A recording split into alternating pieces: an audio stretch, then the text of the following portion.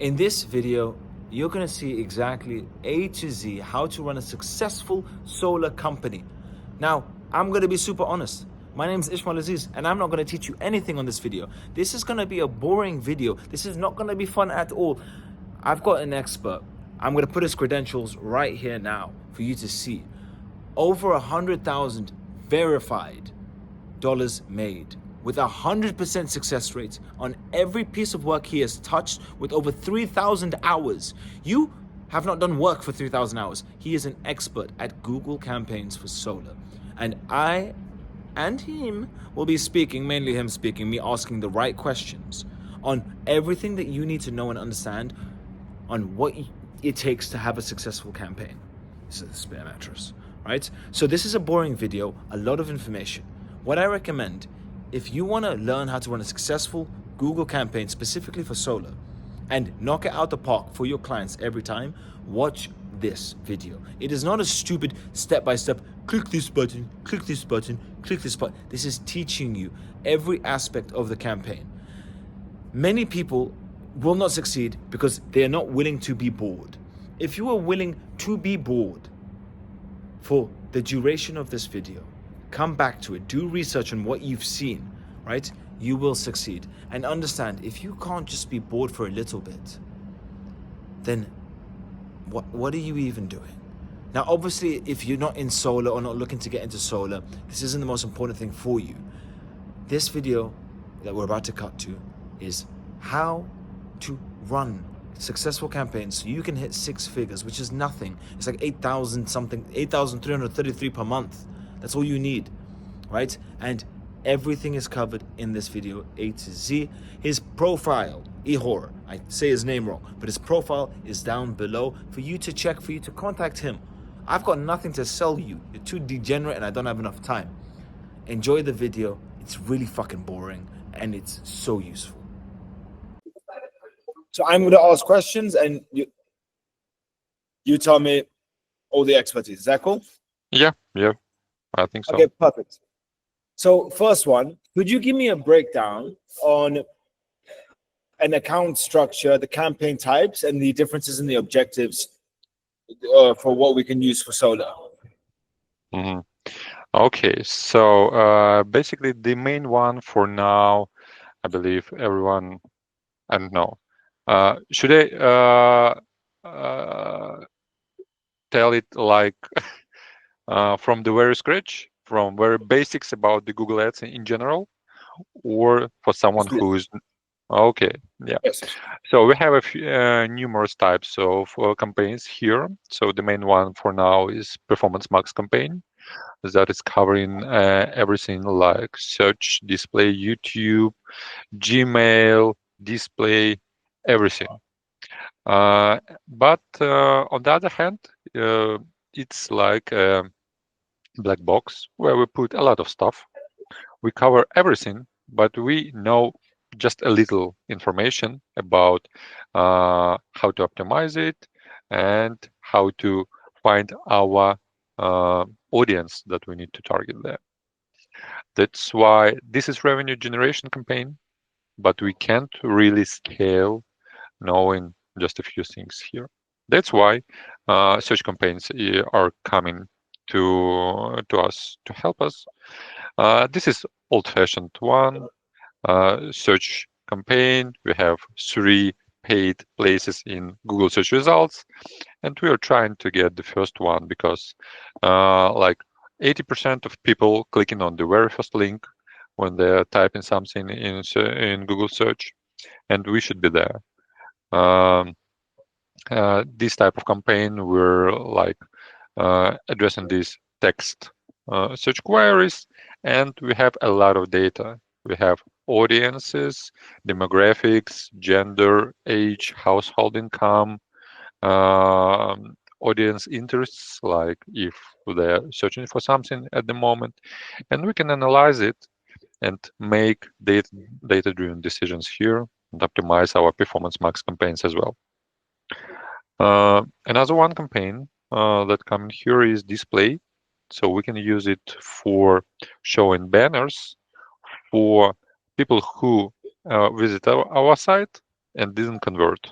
and we'll be pursuing them, showing our offers, like maybe some incentives, discounts to let them come back, and we hopefully we will convert them in there. So these are three types of campaigns that we should focus on the very first stage. Okay. And now, when it comes to how an account should typically be structured, what would your recommendations be? Okay, so we will have, if we have some local solar panel installation company, say they're able to serve in, say, radius of 100 miles around their location. We're just setting up PMAX campaign for this radius, and we can create different asset types based on the types of the solar panels, or maybe if these are residential projects, or maybe some commercial ones with a bigger price and bigger potential cost per lead. So we're creating PMAX campaign, allocating like 70% of our budget in there. Then we're having this search one. It will cover pretty the same keywords, like solar panel installation in, I don't know, Sydney or in Brooklyn or whatever it is. And we're looking for these pretty narrow keywords with adding location. So this will help us, as I mentioned, collect this valuable information, like particular search terms that people use when they are looking for services like ours. And this will take like 20% of the budget allocation. And last 10% will go for display campaign, because it's really cheap to show these banner ads to remarket people who were not able to convert at the very first try. And these banners, so we should definitely produce them in types of static banners and video, maybe some videos with real cases of installation in homes, or reviews of our past clients or partners. So we build some kind of a trust to our potential clients. Okay. Okay. Now, when it comes to, obviously, there's differences in the type of campaign that you can go for. So when we're deciding whether to go for a campaign that's targeting leads versus a campaign that's targeting website traffic, or in the variations, what would make us choose something over the other? Like, what are the different use cases? Okay. So obviously, campaigns that are campaign goal is set for website traffic or brand awareness. It's more about huge enterprise companies who are just, their goal is to drive traffic to the website. And we, as performance marketers, we should always focus on conversions. So leads or sales, if we're saying about e-commerce project, maybe it's the solar panel distribution company who is just selling to customers. We should focus on the leads itself. And we're setting this as a goal. And we're choosing the business strategy of maximize conversions. We track all these conversions, different conversion actions, like phone calls from the website, phone calls from the ads itself without even visiting the website, submissions of the contact forms, clicks on different communication channels like WhatsApp, Viber, or Telegram, or some chats, online chats on the website. We track all these actions, and and we optimize the algorithm based on this. So algorithm is trying to find more people who are likely to act like previous ones. Okay, but and it uses that the prospective leads. It uses their data to see who's most optimized for that type of ad. Correct? Yeah, yeah. Okay, perfect. And when it comes to, let's say, solar leads, right? What, in your opinion, is the appropriate campaign type? The three ones that I've mentioned. Do you mean gold type or what? Yeah. So in terms of goals, like how would you structure it, like to maximize results? I can I ask it a believe. different way. Let's say Okay. your client had a limited budget and there's limited amount of testing that you can do, Mhm. right? What Yeah. would you run with to be like, you know what, this is my best chance of success? Okay. As I mentioned earlier, it's three campaigns, regardless the budget. But again, we shouldn't even start running Google Ads if we are lower in terms of ad spend, lower than 1,500, say, a month. We should Yeah. have this one because we should understand that leads may cost around $100. Mm. And if we to convert at least 10% of these leads into a project that will bring revenue of, say, 10,000, Yeah. yeah, we should definitely have this minimum ad spend of 1,500. It's the absolute minimum. Okay. Now, I'd recommend 3,000 to 4,000 maybe to start in there. And yeah, and with this given budget, we start with, as I mentioned, these three types of campaigns: PMX, search, and display. Yeah. And this is like the common practice from my experience that we should start with. And then, based on the some specific queries of our clients, we can differentiate it maybe to different locations or to different types of panels Yeah. and reallocate budget between them. Now, you'd mentioned the $100 as, in your experience, what you're seeing. What currency is that? US dollars. US dollars. Okay, perfect. And we've referenced the monthly budget. Would you ever recommend to put a minimum term with a client, or Yeah. month by month is fine? Uh, I think that we should stick to at least 3 months first, and then we can go month by month, just continuing our cooperation here. Because again, while there are some common structures of these accounts, Yeah. every single business is different.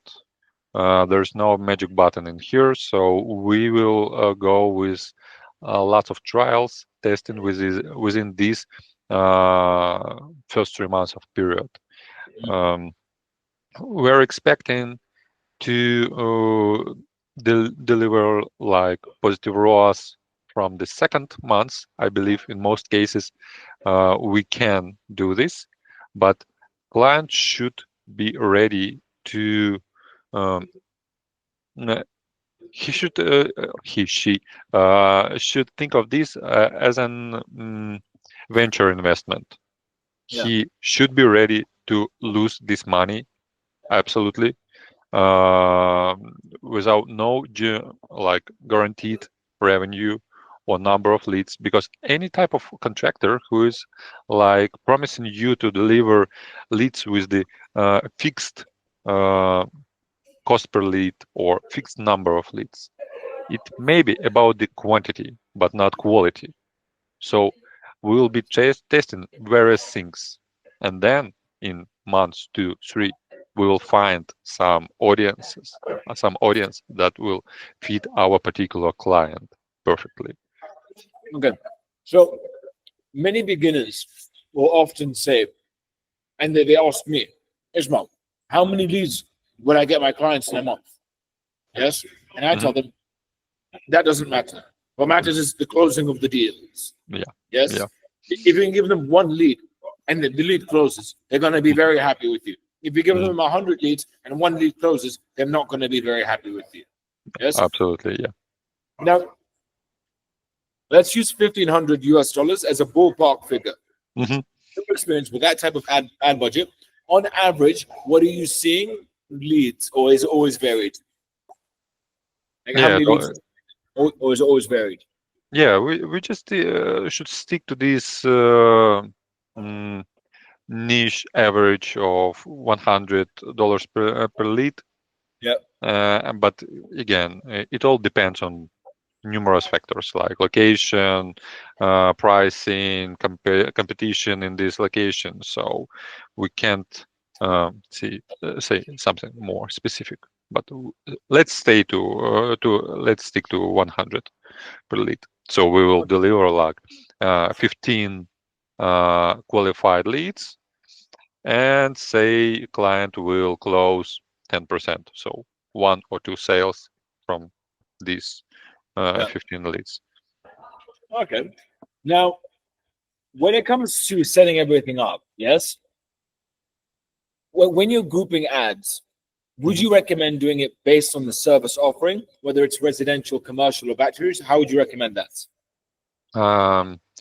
I prefer here to go with a structure called single keyword ad group. Yep. Or aka SCAG structure.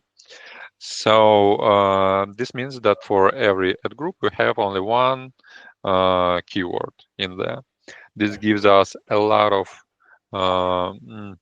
more precise targeting and messaging because we adjust our ad copy for every single keyword.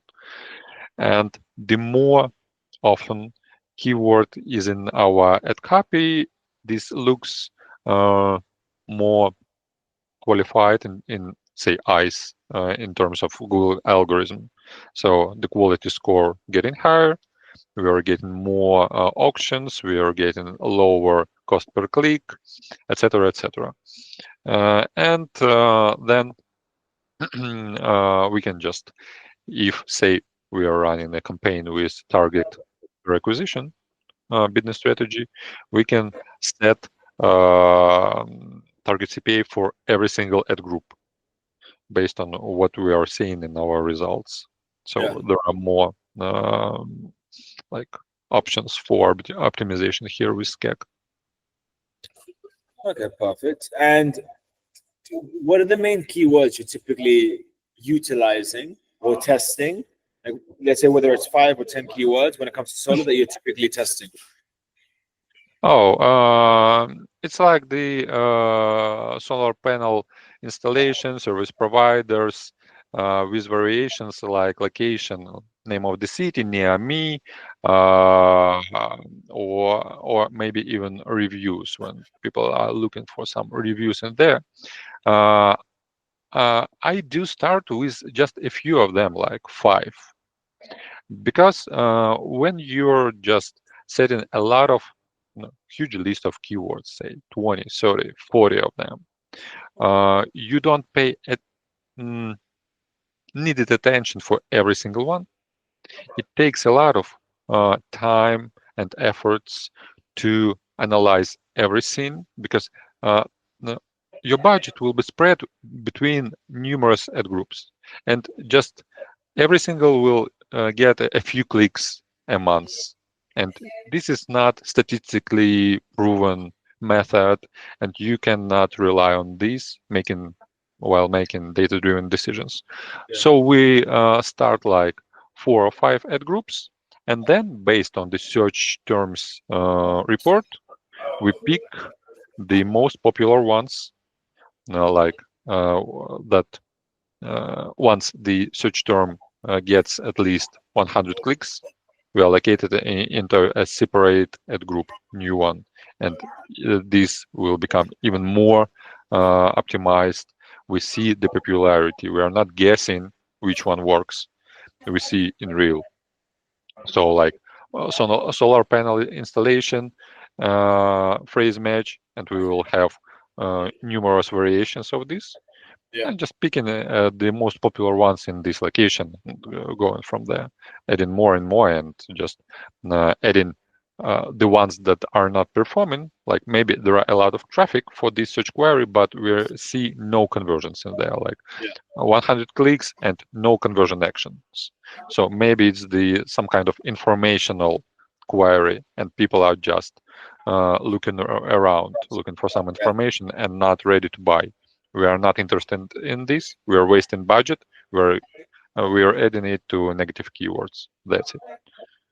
Okay. Then I want to touch on negative keywords, but just before that, when someone's getting started and they have no idea and information is everywhere, how can they conduct, or how would you recommend they conduct the research to find what keywords to use and to test? Okay, Google Ads has inbuilt feature of keyword planning. It's free. You can go in there, type your just basic search keywords, and there are options. So Google will help you with ideas of another keywords based on your query. And then Google will also deliver you the information about the search volume in your desired location. So and competition, and maybe approximate minimum and maximum cost per click. So you can just create a draft of your business model here, like unit economics, so you can like calculate everything and understand if this will work for you at the moment, or you need just to wait or go different way. Okay. Now, just touching back, because you reference negative. So in regard to the negative keywords, how should someone work with that, and what does that look like? Okay, so just to remind everyone that negative keywords are the keywords that we want Google to not trigger on. I just pinned you. I made you a bit bigger. I see. Okay, so at the beginning of the like account creation, we need to make sure that our ads are not triggered on the things that are not particularly addressed for people who are more likely to buy. So maybe someone looking for the job, or like average pricing, or types of materials used in solar panels, or like Wikipedia articles. So that's why we need to add at the very beginning these broad keywords to negatives, so we are not wasting our budget on some things like we add, say, a word of Wikipedia. So something like solar panel Wikipedia will not trigger our ads. We add things like job, salary, PDFs, case studies, etc., and just not wasting budget on this, and looking for people who are more likely to buy this time. Okay.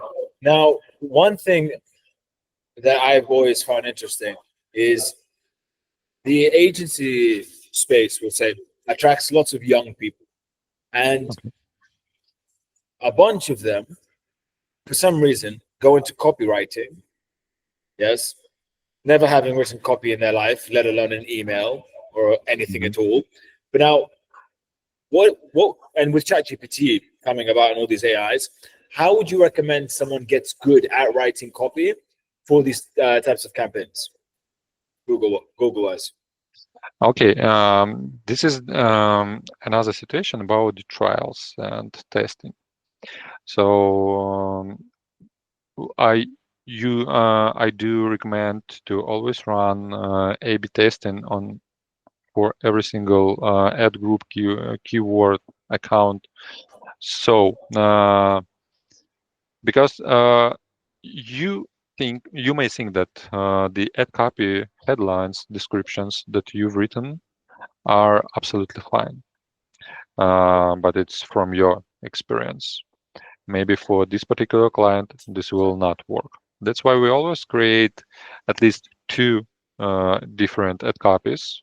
I mean, bunches of ads, because if we're talking about PMAX campaigns, we have asset groups, and per asset group we have like 15 headlines, 4 descriptions, 4 long headlines, and Google decides, mixes it in different variations and decides which one works better.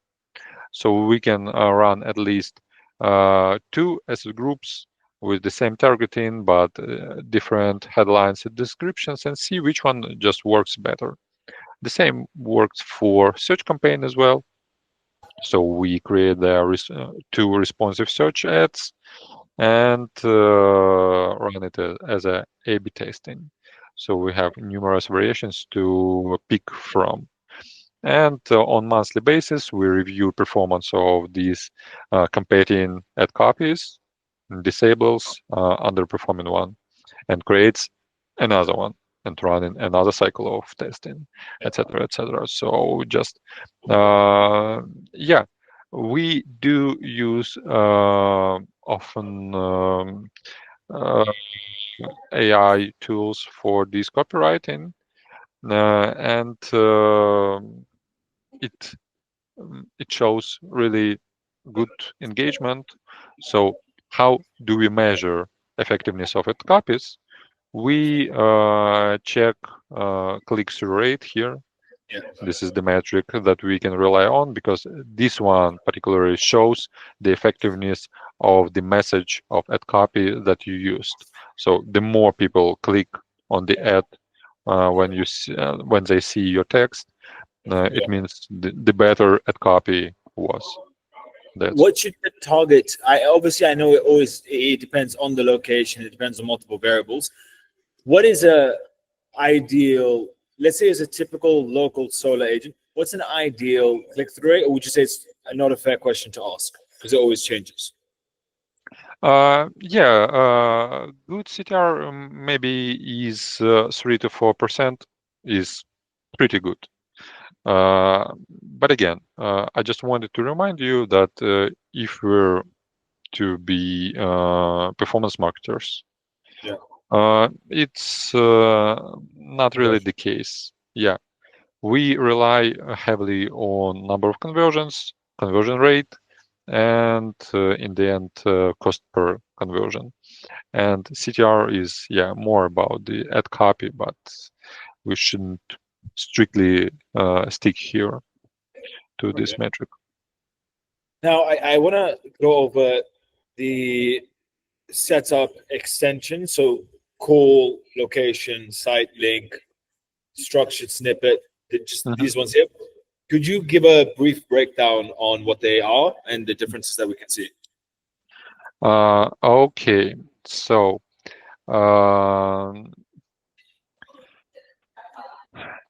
Google Ads extensions are or assets, as they are called now. So we have a few numerous things that you can see below or near the ad in the search results. And okay, let's start with the first one, is the site links. So you can add not only the link to the homepage or product page, but you can add also different ones that may be also interesting to your potential clients. Maybe case studies about us, locations we serve in, contact information.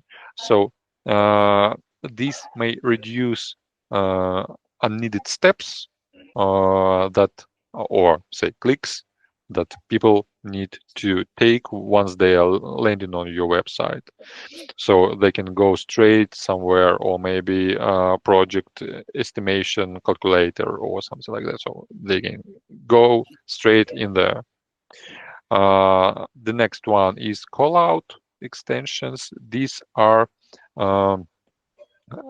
also like text strings where you can put your unique selling points or advantages, like same day delivery, or quote in 15 minutes, or cheapest pricing, or quality materials, anything that may differentiate you from your competition. The next one is structured snippets. This is the, for example, for solar panels. This may be like expanded list of the producers of the solar panels, that so people can see that you use some producer that they are more likely to buy from, or types of solar panels, or types of properties they're working on, like residential or commercial, or productions or something like that. Okay, the next one is call extension. So obviously this is the phone number that is appearing under the ad copy, and user can click on it and dial directly from the ad without visiting your website. Another one is the lead form. So again, similar to a phone call extension, you can collect lead information in the form without visiting the website. User just gives you like name, phone number, and you get back to them. What else we have there? Like price extensions. So you can mention some maybe project estimations, so that your project starts from some amount, or average type of the project estimation. So and promotions. This is another one that can be shown below your ad copy, and you can share your promotions in there, like 10% Christmas discount in next 7 days, etc., etc. So you can use it in there. Okay, let me just quickly check if I didn't miss anything. Side links, call out. Okay, images. So image extension is just a picture that is placed on the right side of your ad copy. Just make your ad copy more visually appealing, and it potentially increases the click-through rate of your ad copy. Location extension, yeah.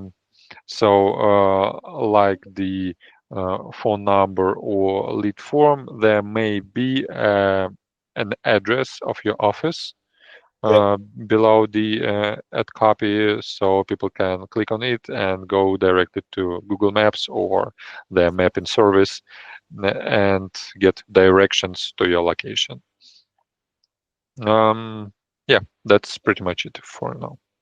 Okay, then when it comes to now, I asked this question where it's more to would you recommend it's if it's based on the marketing agency or the directive of the client when picking the geo targeting, whether you're looking at city, postcode, radius? What would you recommend? Okay, it may depend on the marketing budget.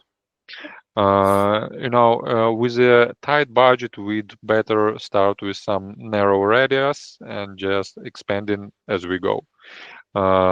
Maybe we will find that in this locations or neighborhoods, it's not converting very well. We're just picking another one with bigger ideas.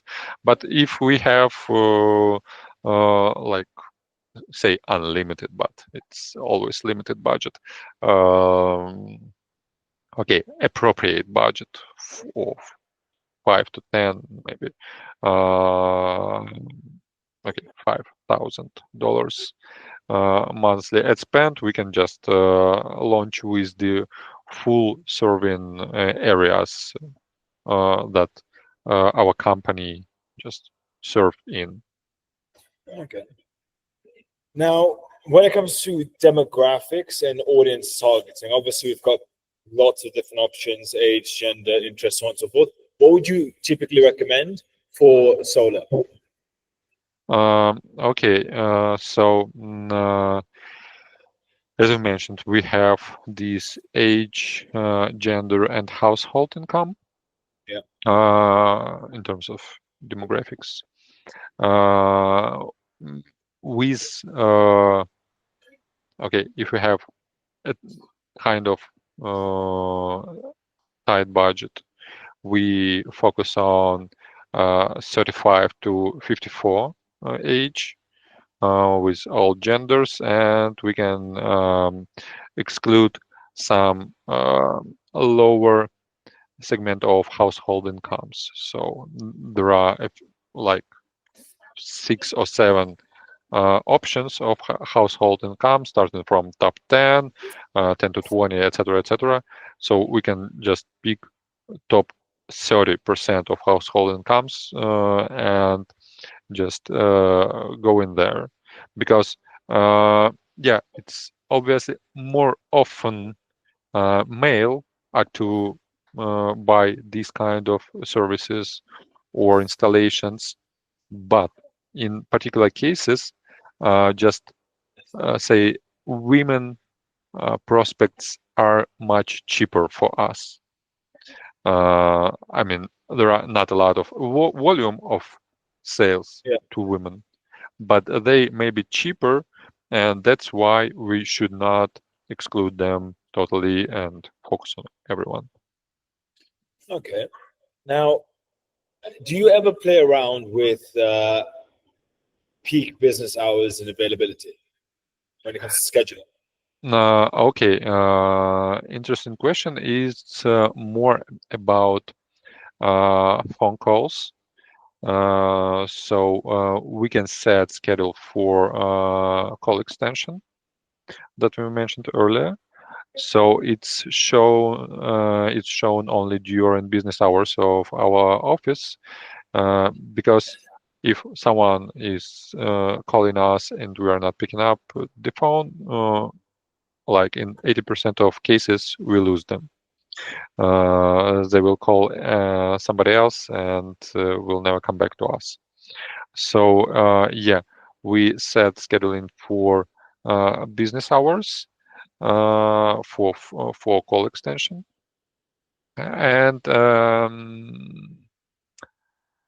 if office is operating like 7 days a week, we are not setting any schedules.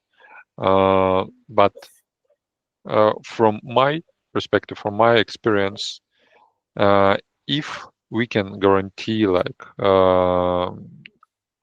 circle back or contact back clients within like an hour or two, we can like go with our ads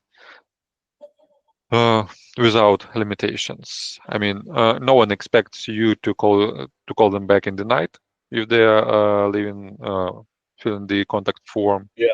But if they were to wait for another day or two within normal business hours, it's the bad case, and we shouldn't do this. But okay, summarizing, no, we're not excluding any days. Now, we touched on this previously, so I just want to make sure that we not so much make sure that we get an answer, but when it comes to the bidding strategy, would you start with focusing on maximizing the clicks or the conversions? Let's say in the beginning. If this is the account that we have created from the scratch, Google recommends to go with maximize clicks until we collect at least 10 conversion actions per campaign, because in Google network, conversions are like optimized or directly attributed to campaign, and algorithm doesn't apply these conversions to another campaigns. So you need to like 10 conversions in this particular campaign to switch from maximize clicks to maximize conversions. Then you go with maximize conversions for quite some time, like months too, and see if cost per acquisition is acceptable for you, or your business model expect this to be lower.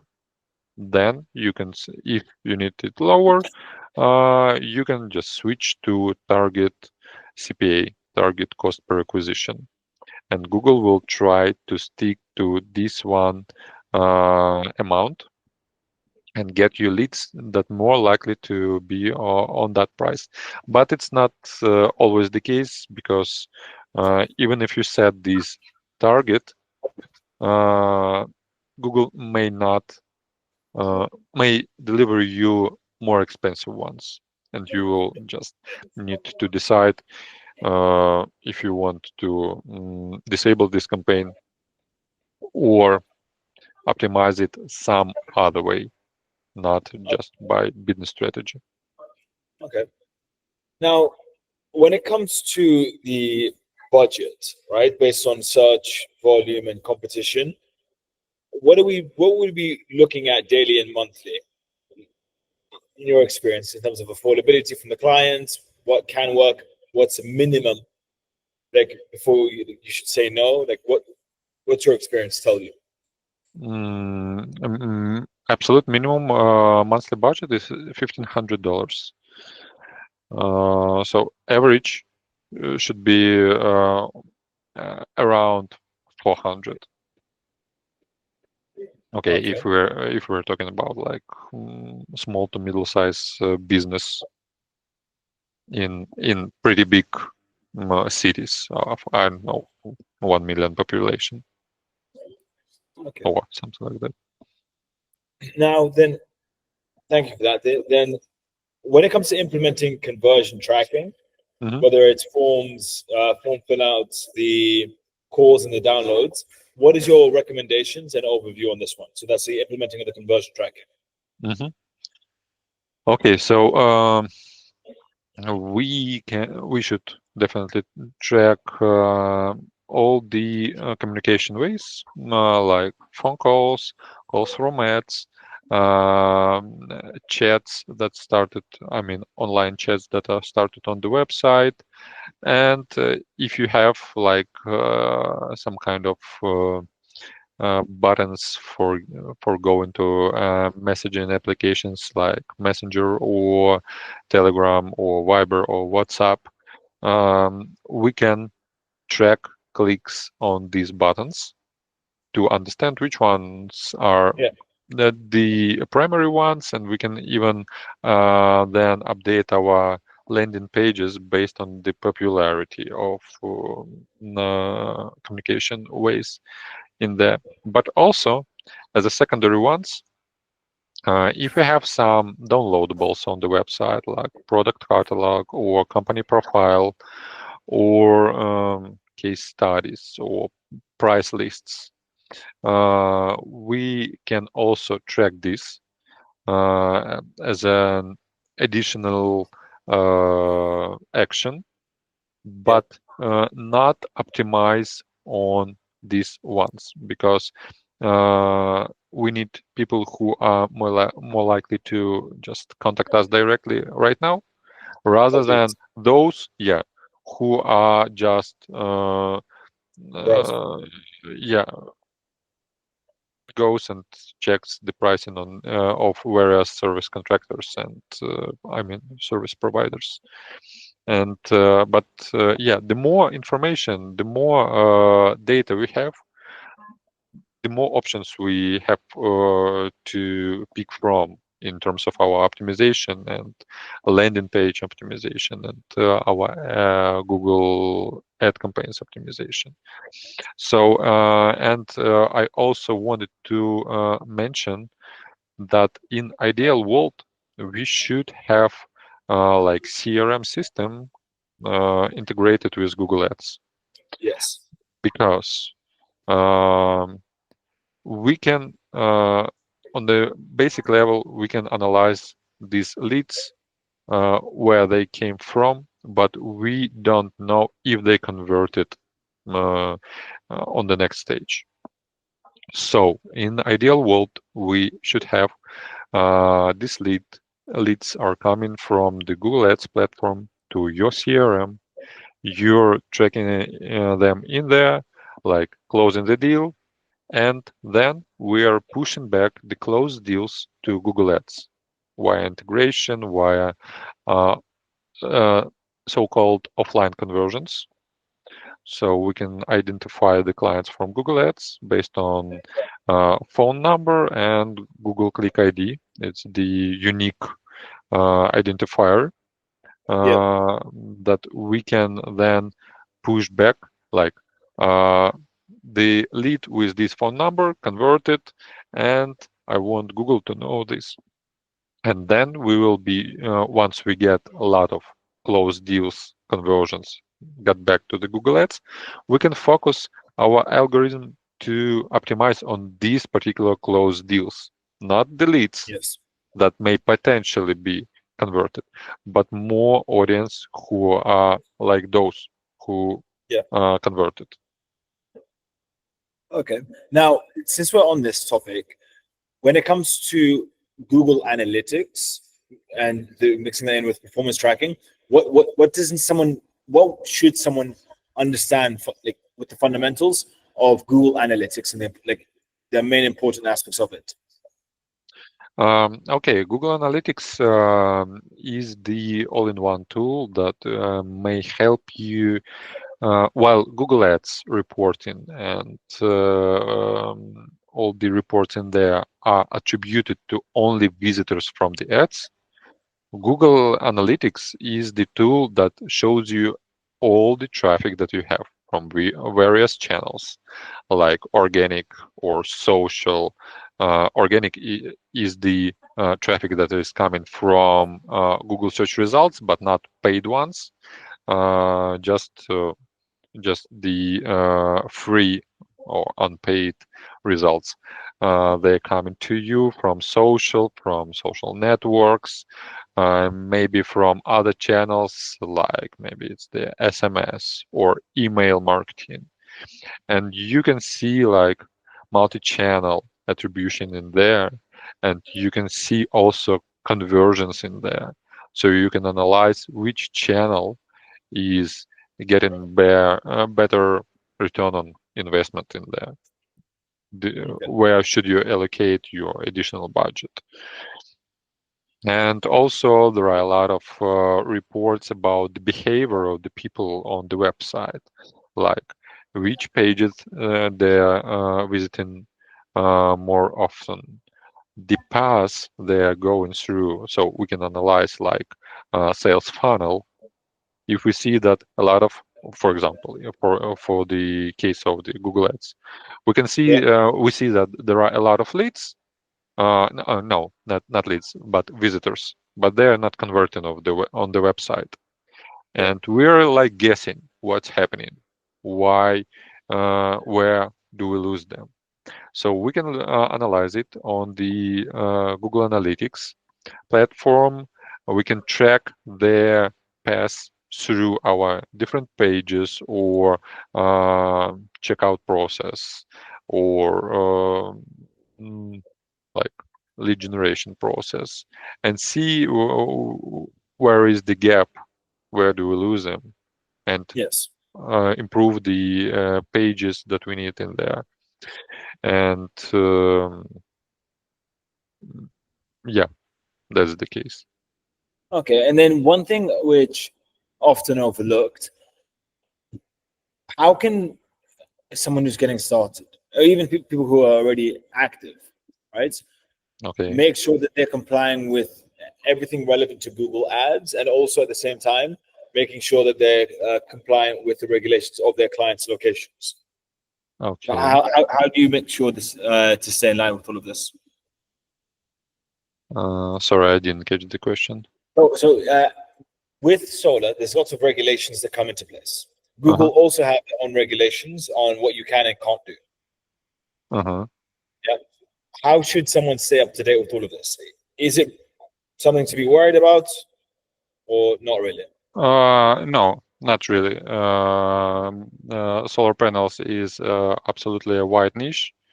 There are not a lot of regulations, but anyway, Google has uh, advertiser advertiser verification. So you need Yeah. to be prepared to upload some of your company documents.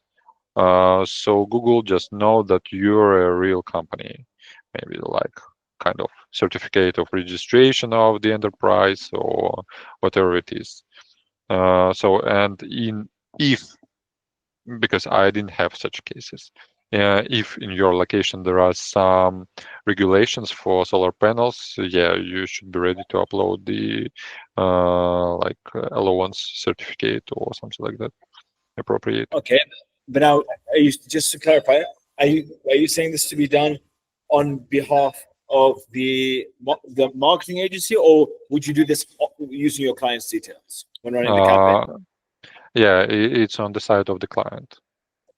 Okay, so we would have to take the details from the client and provide that to the forms for Google. Yes. We can just send the link to the client, the link to a verification form, and they can upload the documents just there, and no issues. It may take like 3 to 5 minutes, so I don't think that this should be an issue. Okay, perfect.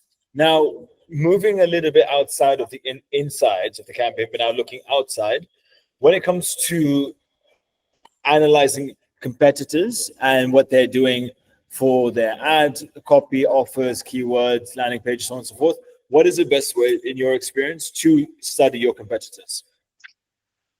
Um, okay, so we have an auction insights report in Google Ads. Yeah. And you will see all the competitors that are in auctions with you in there.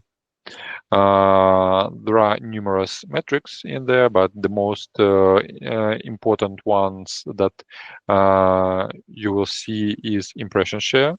So for every campaign in Auction Insights, we can see impression share is the number of times that you are in auctions divided by Yeah. the total number of auctions that you have. So basically, this is the market volume, local market volume in there. So if you see like uh, impression share of 50% for you, this means that you're in 50% of all the queries for your service in this particular location. And you will see uh, in what is the impression share of your competitors, how often you are above your competitors in the results, how often you are on the top one position, on the very first position of paid results, in top three results, and like your click share. So how many clicks do you acquire from all these auctions that you're in? Okay. And then uh, when you have these insights about the competition, what can you do? First of all, you can go to their websites and analyze like layout of their landing pages, maybe get some new practices from there, just say copy from there. And another one is that you can watch impression share and behavior of competitors in dynamics. So, for example, you set the date range of last 30 days. Yeah. And you can segment results by week. And you can see that at the beginning of the month, my competitor one had impression share of 40%.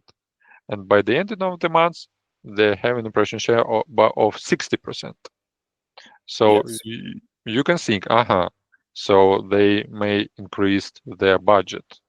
So if I want to be still in the game, I should increase it into. Or if I can do it, okay, that's just the answer for why my conversions got more expensive last month, because competition just increased in there. So you can understand it. There are some kind of spying tools that may share some estimation of competitors' ad spend based on these metrics of impression share, etc., etc. But it's not always the case, because it's really, really, really estimated, and you can't really rely on them heavily. So, and again, this auction insights report, you should check it like on monthly basis to make sure that you know all your competitors. Maybe someone new came to the game last month, so you should be aware of that and analyze also their offers and update your offers as well. Okay. Now, one thing when it comes to, well, I want to go over, which is when it comes to the campaigns, how can someone identify an actual USP versus what their client believes is their USP? Oh, interesting question. Mm,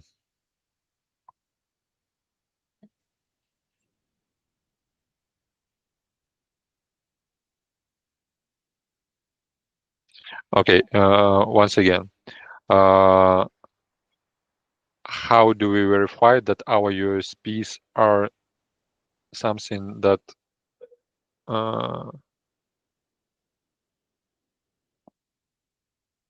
visitors believe is a USP? Yes.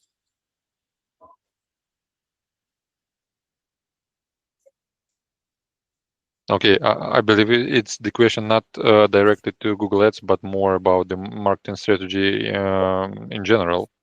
Yeah. So in the ideal world, but this is rarely the case, you should go just with the consumer discovery. So you just need to go with some pollings and interviews with potential clients, and just asking them about what drives them, what are the features that they are looking in the installation provider. But again, you should be ready to interview 50 to 100 clients to get at least some kind of understanding if your USPs are something that people are actually looking for. Yeah, it's about the buyer's discovery. Okay. Now, just moving on to landing pages, because I think we've got a lot on Google to go into. When it comes to landing pages, Creating dedicated landing pages for each group / service. What are your thoughts on that? So like each aspect has its own landing pages rather than a collective. Mm-hmm. What are your thoughts on that? Yeah. For okay, as I use single keyword ad groups, we will not be building for every single ad group a landing page, but we should definitely differentiate it between, say, types of properties or complexity of the projects, because Google also analyzes the behavior of people afterwards on the landing pages. This is one of the signals, and the more time people are spending on the web page, the more trusted the website in eyes of Google algorithm. Yeah, if we go for, say, residential and commercial types of properties, we should have dedicated landing pages, and we should speak the language of potential buyer. If this is just male father of the family who is building a project for their home to be like power effective, we should focus on his needs. If we're about the commercial, we should speak more professional terms, language of the someone who is making decisions in the company to some managerial level in the yeah, and this would be different value propositions in the different content areas. So we place appropriate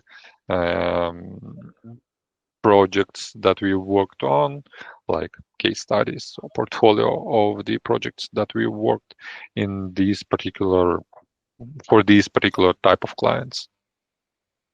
And then what we're focusing on at that point, because at that point there's no more CTR, it's all about the conversion from there as a main aspect, would you say? Or what else would we look at other than the conversions?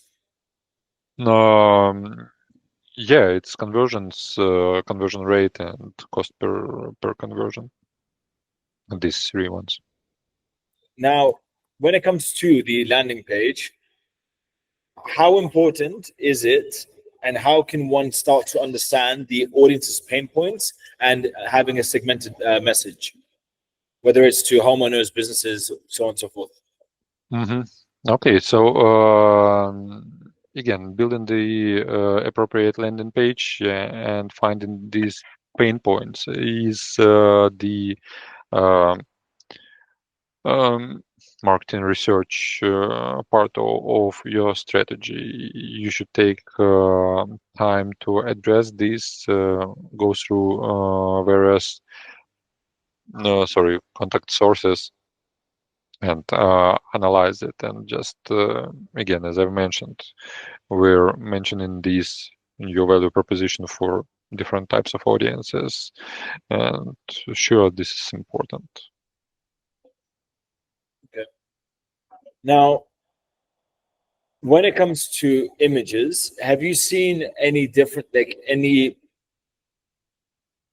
consistent performance on certain types of images, whether it's installations, panels, or customers, where showing more human side? Have you seen something that is consistent in performance, or does it always change?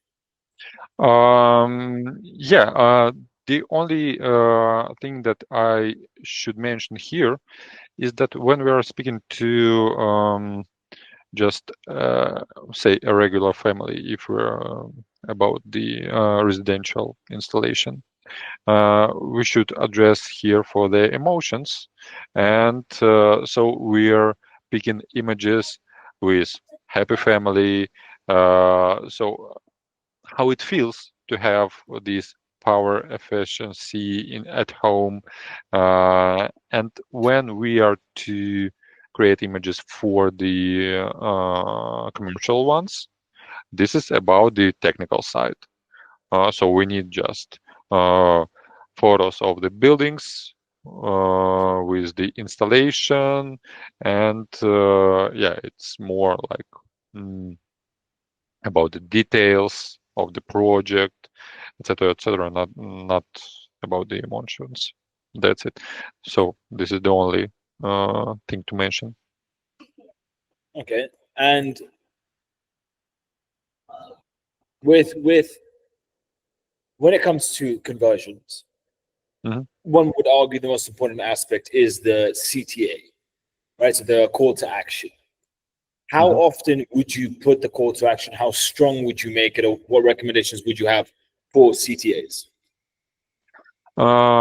Okay, so we can also test numerous ones in here. So because in some cases, like get a quote in 15 minutes works the best way. I mean, some example, yeah, in 15 minutes, maybe it's an hour or like instantly. Yeah, it's more about get a quote, because in general, people want to know how much will they pay for this, and then if the price is appropriate, they will go for details with you.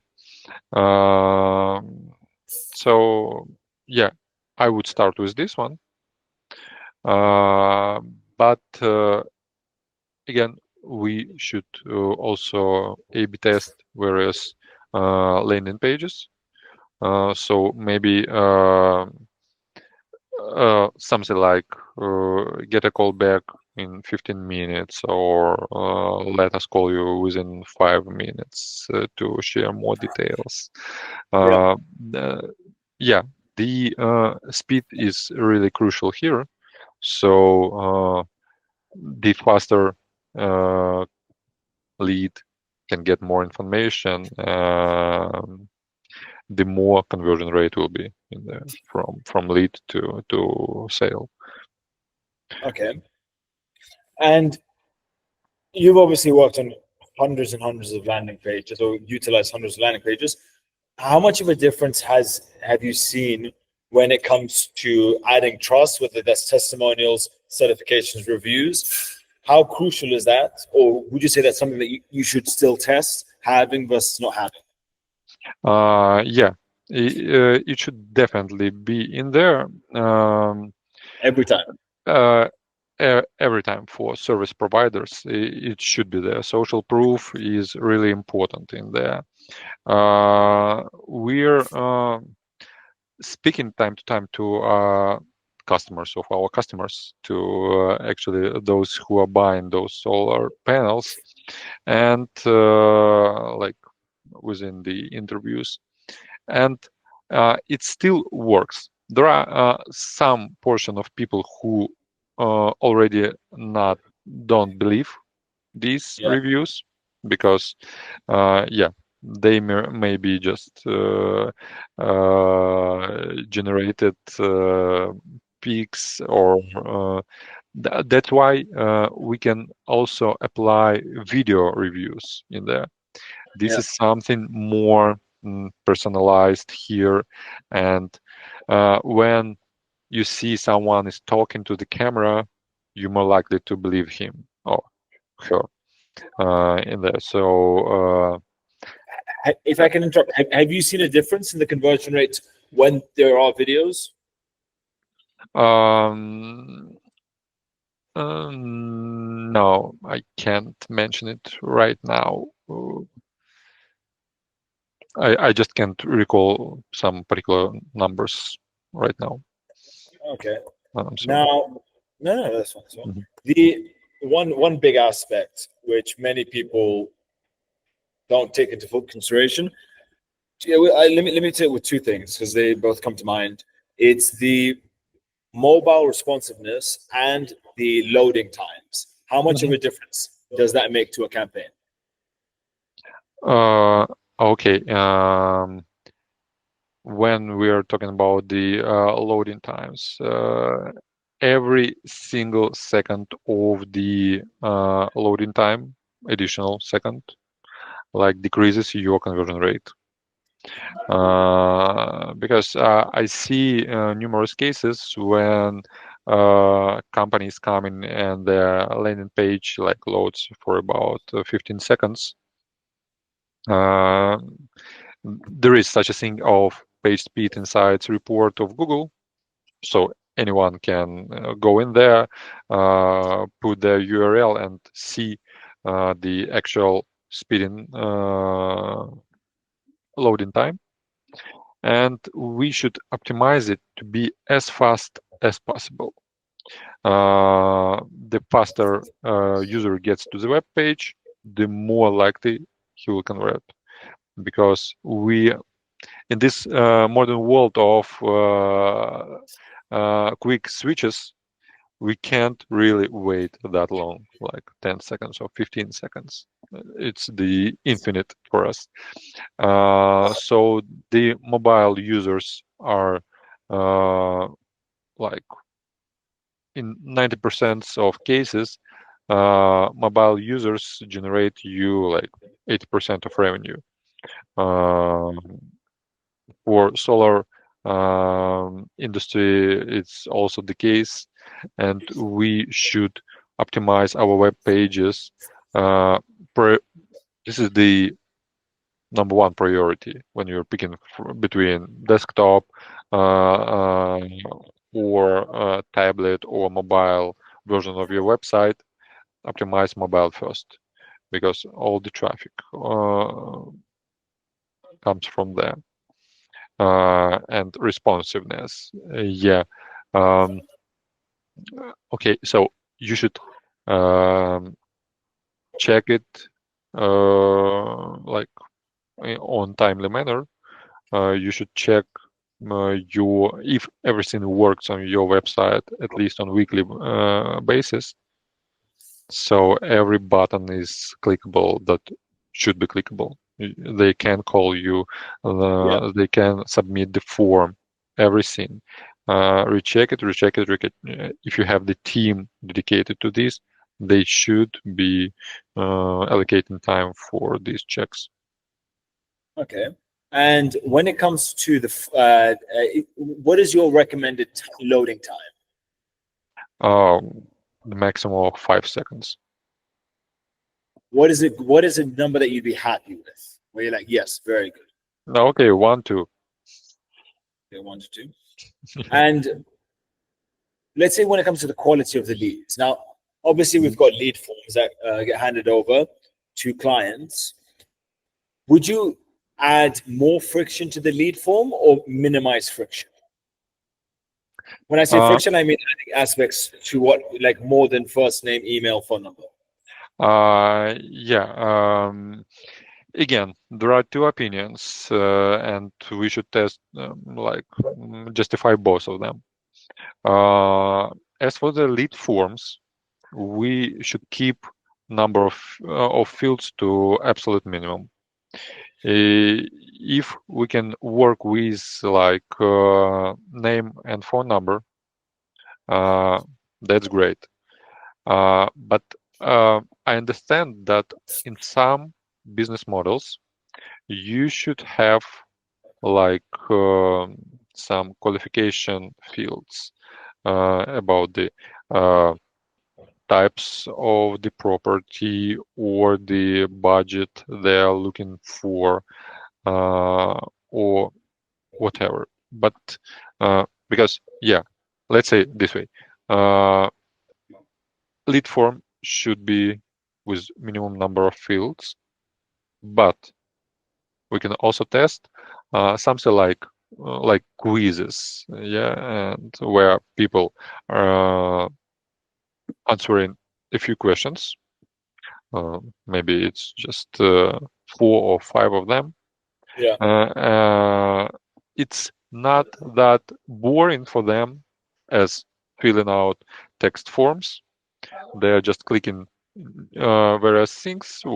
It's like say gamification or changing pages of this quiz keeps them engaged in the process, and we collect all this needed information to qualify them, to set some kind of a score to this potential lead, and then set a priority for our sales team to contact them back, and how fast that should be, or just disqualify them on some particular stage if it's not your ideal client, because again, you should know your client, and you should not waste your time like on the clients that are not your ideal ones. We should stick to those 20% who generate you 80% of revenue, rather than pursue 80% who will ask numerous questions.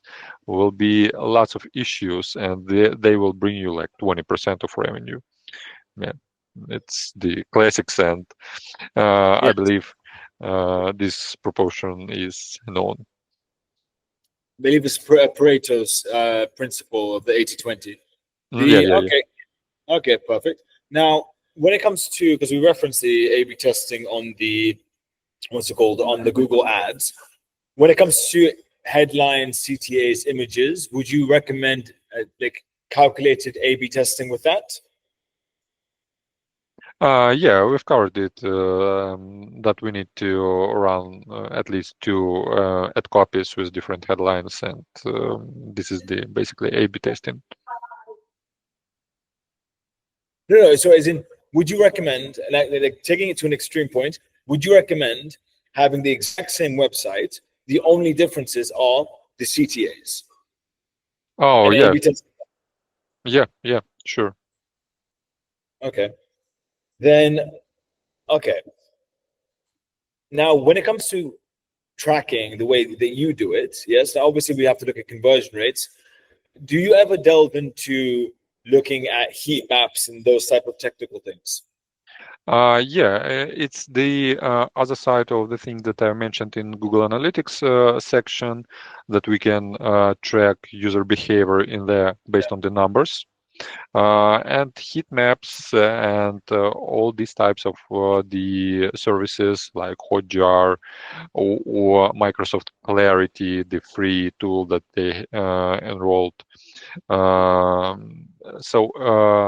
Yeah, if you have especially if you have like one pager website, you can track behavior of the clients in there, see the depths of the scrolling, the things that they are clicking on. Maybe there are some sections, I mean, some parts of your website that appear to be a button, and people are clicking in there, and nothing happens, and they get enraged, and these are all getting worse, and you should review it, also on timely manner. So what's interesting in there as well, heat maps, clicks, yeah, and actual user behavior, because not only heat maps are available in there, but actual recordings of session of user coming to your website. You can see how much time they're spending on some particular sections of your landing page. Where do they go then? Maybe they're going to one page, then scrolling back to another one. So yeah, this all helps you to optimize landing page experience of your visitors, right? Okay. And how big of a role would you say, especially for someone who isn't familiar with Google, how big of a role with the landing pages would you say SEO is in terms of the additional organic visibility? Okay. Look, now there are maybe different approaches. SEO is about optimizing your website content for Google algorithm for organic traffic. So the traffic that is coming for free from Google search results. This often involves content creation. So people who are looking for some information about your services, like how to pick uh, solar panels or whatever it is, and you have a blog post on your website, they're coming in there and they know that there is such a service provider like company X, and they're like, um, but if we're talking about the landing page, this Yeah. is the separate approach where you create a landing page, maybe even not on your original domain, maybe on a separate one, Yes. and you optimize the content to just convert people, not Yeah. to teach them or something like that. And what I wanted to say here is oh, that landing page may not even be indexed by Google. So we can disable it, not to compete, say, with your original one, organic domain that we have content on. Yeah. And landing pages are not indexed and not shown in Google search results, in free Google search results. Now, a bit of an odd question and very circumstantial. If someone was to get a client who's a new solar business, right? So it's a new solar business, and they don't Mhm. have a base website or just like a main website, and they nothing at all, and they just want to get started with landing pages, right? Okay. Would you recommend that or no? Boom, boom, boom, boom. Have you ever encountered that? Yeah, that's the case. But we need to understand that, look, there's another feature that I should mention before moving forward. When we are talking about the social proof, um, there is such a thing of Google My Business profile for your company Yeah. and reviews in there. So these reviews uh, is the social proof that anyone can look for in Google search results. For example, imagine a situation that you create a landing page for company XYZ. Someone is getting to the landing page and thinking of how if I should trust this company. I would go to Google, type the XYZ company, and see reviews for them. Maybe this will be reviews on third-party platforms like Trustpilot, but more likely you will see Google My Business profile of this Yeah. company with everything like title, address, phone numbers, and reviews. This is how we build the trust. So without the website, particular website, it's not we can work, but it would be much better if we have it with organic information, because it shows that you're like for a long time in the game, that Yeah. you're established company, someone I'd trust to. I don't know. I'm as a marketer, I'm more likely to not click on ads, and I'm always scrolling down to organic results when I'm looking for some service. So this shows me that this company is for a long time in the game, and I'm more likely to pick them rather than click on the ads and trust someone I see the very first time. Okay. Now, thank all of that amazing. I want to just move on to now just lead management, right? But before we do that, is there anything that you would recommend, or anything that you believe we've missed on Google that you think would be important, just to, whether it's small or big, just to clarify? Feel free to take a moment.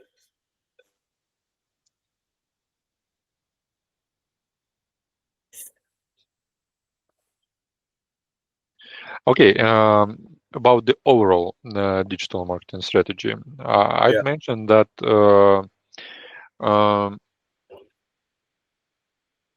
it would be better if you're not only running one network like Google, but also use another ones like TikTok or Meta in there, because in general, when we were talking about the remarketing of the people, we cannot only pursue them on Google network, but also use these audiences of people who visited the website from Google Ads and upload these audiences to different networks like Meta or TikTok, and show them advertisement in there as well.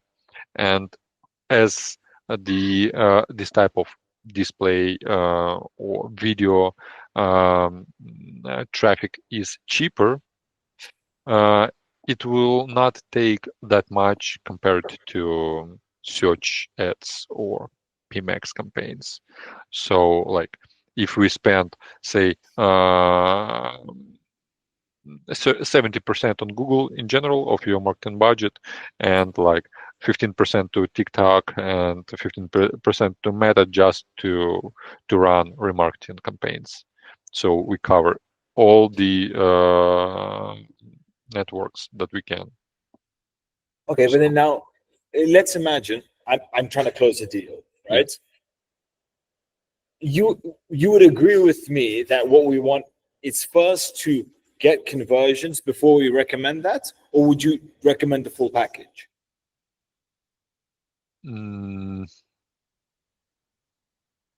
Sorry, I didn't catch the question.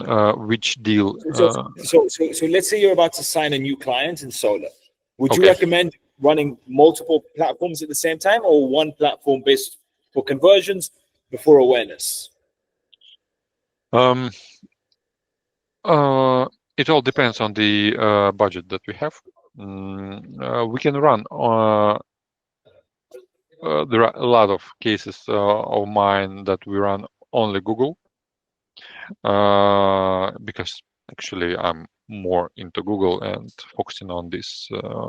I utilize it in full in there. But as an additional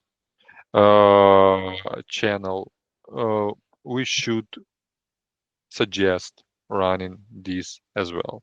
It will not. Let's say short. If we have budget, average budget that I've mentioned, like 4,000, I'd suggest to run all the types of networks. Okay.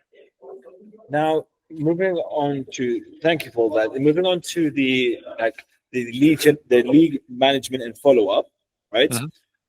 How would you how would you explain to a novice, the setting up automated lead notifications, whether that's directly to the clients or into CRMs? What does that look like? Okay.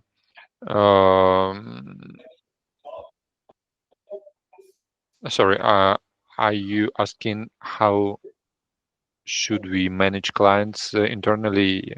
No. So like, if you don't mind my French, retard level.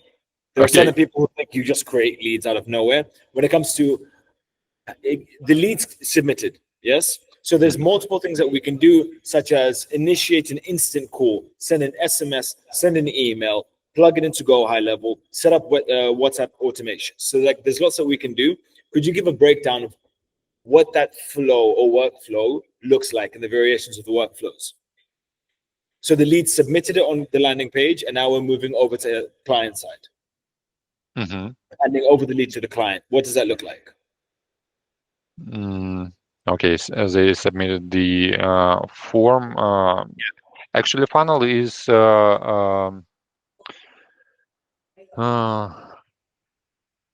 look, it's not often the case that I'm involved in the process of funneling in there. Okay, but then let's say the form. So the form's been created. What do you typically do? So where does the form go to? Oh, okay.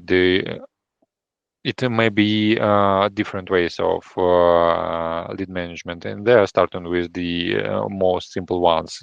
The form goes to the Google spreadsheets, and sales team of the client is just checking it on timely basis, or yeah, they can set up some kind of automation via Go High Level or Make.com to notify them about the new row in the spreadsheet that we should contact. But in most cases, there are some kind of a CRM system that is set up, and so notifications are sent to the sales team instantly, and no additional things are needed. And for like almost all the clients that I worked with, they were using like HubSpot for CRM things. So, and Now, do you ever, if you don't, that's perfectly fine. Do you ever deal with call tracking? call checking. Yes. Yeah. There are also numerous options for here. There are inbuilt Google Ads call checking system.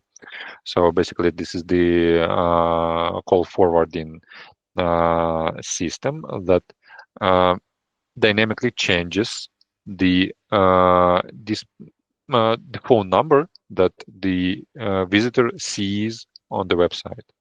He's clicking on this number, but in the end, it's forwarded to your business number. And the pros of this is that you can track like timestamps when the call started, duration of the call, the caller phone number, and the cons of this is that people are not seeing actual phone numbers, so they may not reach you. I don't know, in some time when you disable call checking via Google, and they don't know how to call to you. But there are third party services like CallRail or something like that, and it can be also integrated with Google Ads with no issues, and yeah, it also helps the sales teams to analyze the conversations and optimize the scripts that sales team is using to close the deal. And yeah, these are two different approaches. Okay. Now, just I believe this would be the final thing in regards to the follow-up. So, like after the form submission, could you give us a summary on how you would do remarketing? Yeah, remarketing ads campaigns. What does that look like? Okay. First of all, again, it all depends on the audience. What do we need here? But first, we can share some incentive in here, like promotion, or like get back to us and get 500 off your project today. So we always try to pay people to come back in some way. And other ways are like sharing these testimonials with people, just some USPs that we have. So basically, as the process of picking the solar service provider may take quite some time, maybe a month. So we need to make sure that we pursue people for this time period of at least a month.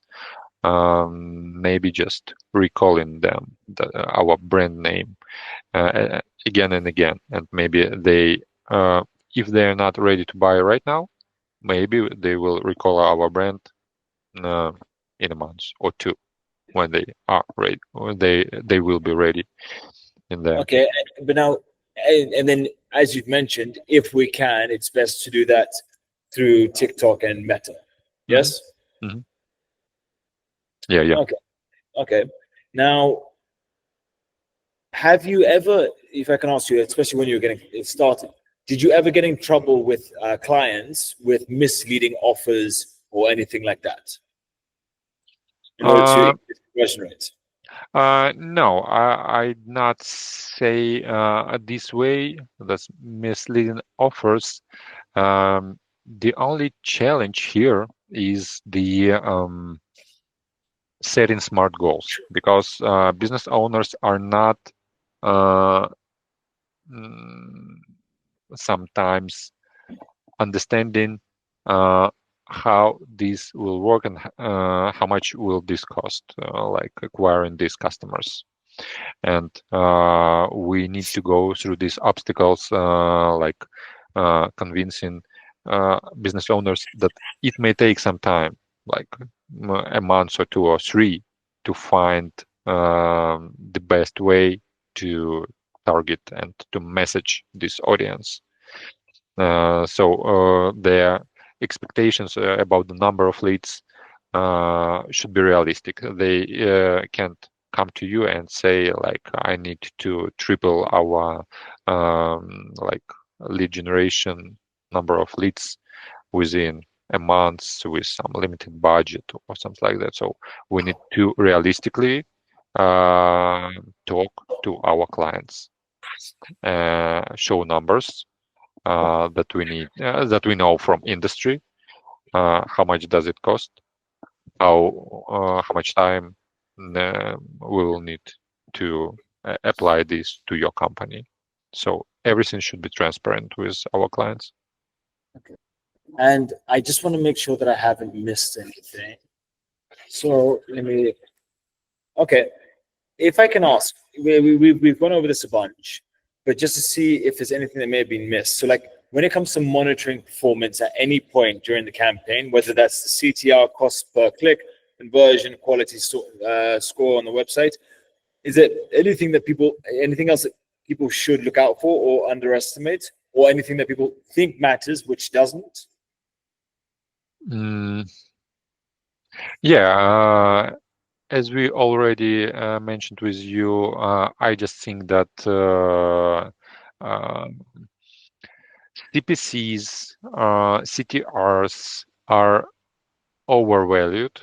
And yeah, this is the metrics more for brand awareness for big enterprise companies who are just need everyone to see their ads and get the more traffic as possible with no intent to convert them, to make them do something on the website.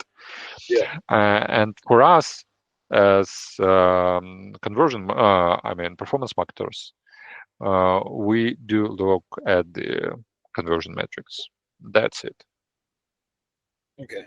I don't really care, because I can share some CPC numbers, like that it may cost from $4 to $25 on average within the campaign, but it doesn't really matter for me how much we pay for click, as long as we generate acceptable cost per acquisition. Yeah. Okay. And my final question is, I would say, comes to the client reporting. whether that's in the beginning, middle. A lot of solar clients, now some of them are well aware of all of, that's a lie. Not many of them are very well aware with marketing and the details of the intricacies in marketing, whether it's the owner, subcontractors, so on and so forth. How would you advise somebody to report to clients so that things make sense? Okay, so I do have automatically reporting sent on weekly basis. So we have the Google Looker dashboard that is always accessible by the clients. They have the link, and it's scheduled to send the screenshot of the last week performance on each Monday. And about the monthly strategic sessions, I also prepare kind of high-level numbers, because for almost all business owners, if we are talking about the business owners, if we are facing them as a client, they care about the money only.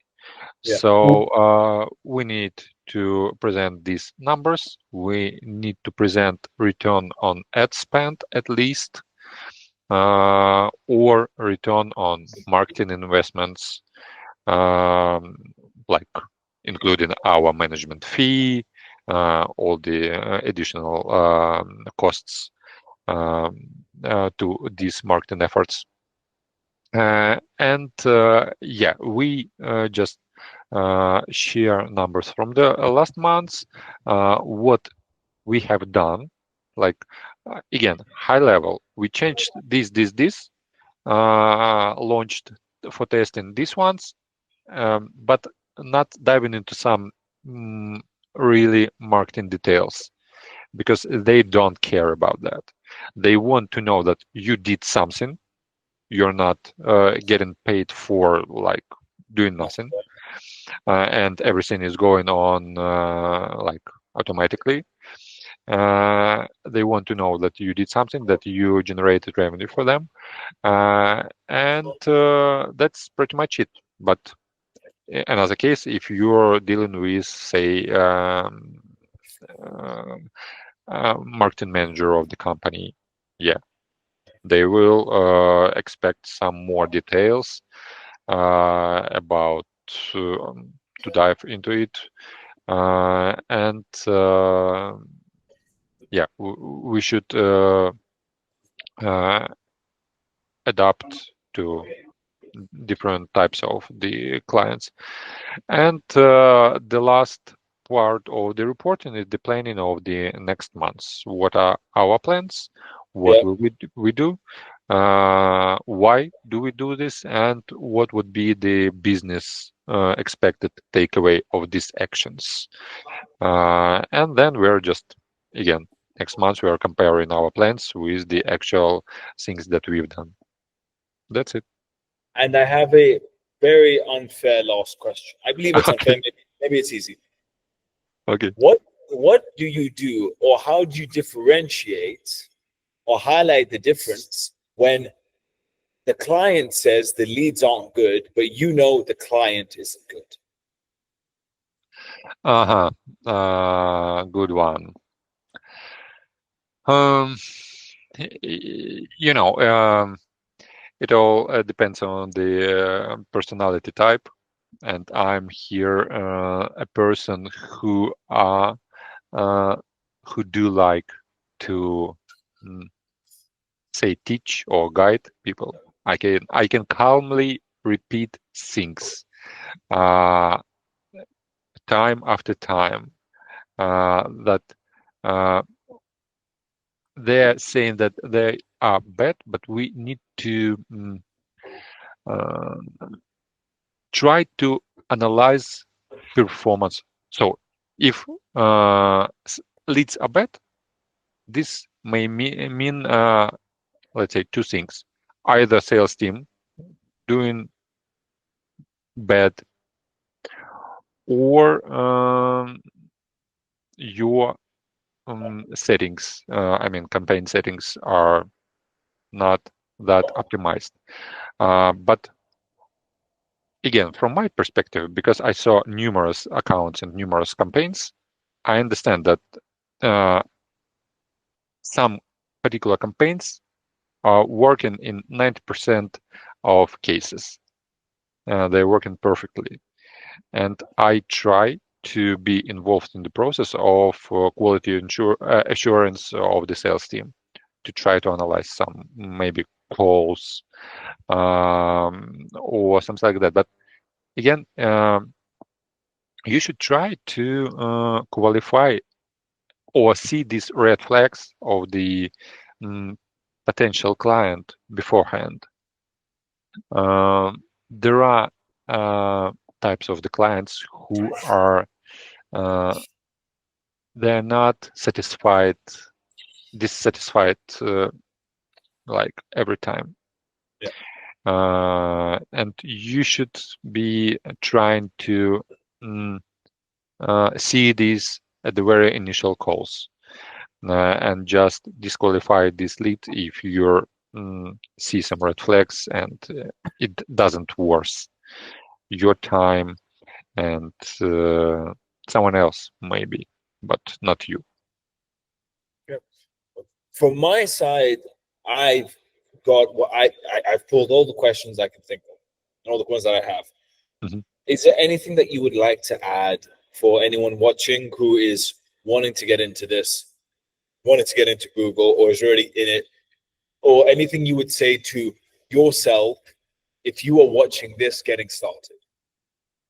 The very basic advice here is don't buy courses just from the scratch.